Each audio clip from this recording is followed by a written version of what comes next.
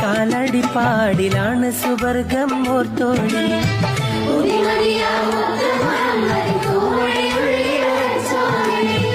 അമ്മിഞ്ഞ പാലിൻ മധുരം ഇന്ന് മറക്കാമോ?